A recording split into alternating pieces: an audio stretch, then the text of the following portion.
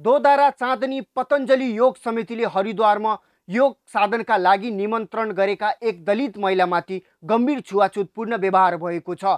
दोधारा चाँदनी नगरपालिका ward number 7 की लक्ष्मी सुनारले खान बस्न सुत्न हिँड्न समेत विभेद खेपेको बताएको छन्।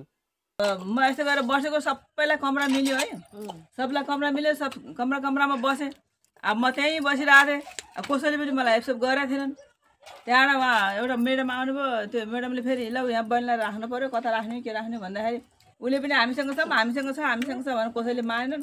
हरिद्वारमा पुगेपछि उनलाई अन्य साथीहरूभन्दा छुट्टै राखिएको, खानमा पनि भेदभाव गरिएको र अपमानजनक व्यवहार गरिएको बताएकी छन्। मलाई भोकै राखियो, सँगै सुत्न दिएन, बाटोमा पनि छुट्टै छुट्टै हिँड्न बाध्य पारियो। यस्तो होला भनेर त मैले कल्पना पनि गरिएको थिएन, उनले आँसु झार्दै भनिन्।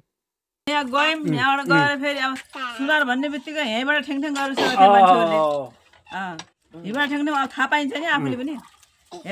लक्ष्मी सुनार भन्नुहुन्छ, मलाई यस्तो पहिले नै थाहा भएको भइदिए म यिनीहरूसँग जाने नै थिएन। यस्तो दुर्व्यवहार गर्नु नै थियो भनेपछि यिनीहरूले मलाई किन निमन्त्रण गरे भनेर उनले गुनासो गर्नुभएको छ। उहाँले पनि बताउनु भएको छ, म कोठाभित्र रुँदै बसेकी थिएँ, यिनीहरूले मलाई यस्तो बाध्य बनाए, रुनेसम्म पनि बाध्य बनाए। अब खाना गयो भने पनि मान्छे पन्छिने, पानी खान गयो भने पन्छिने, अनि ल अलि उता थापा भन्ने, खाना त्यस्तो भन्ने भयो। अब त्यो सबै आफू ठुल्ठुला जाति रहेछन् कि के रहेछन् कुन्नी। सुनार त एउटा म मात्रै निक्लिए, अब सबै ठुल्ठुला जात अरू निक्लिए। त्यही मलाई नराम्रो दुःख लाग्यो।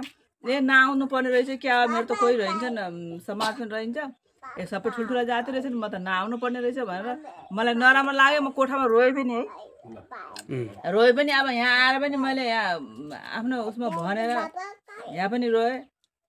यदि मसँग गाडी भाडा भएको भए म आफ्नै गाडी भाडा गरेर म घर आइहाल्न थिएँ, यिनीहरूले मलाई त्यतिसम्म हेपेका थिए भनेर उहाँले गुनासो गर्नुभएको छ। साँच्चीकैमा यस्तो गरिएको रहेछ भनेपछि कारबाहीको माग गर्नुपर्छ। त्यस्तो ठाउँमा उहाँहरूलाई अबदेखि के भन्न चाहनुहुन्छ?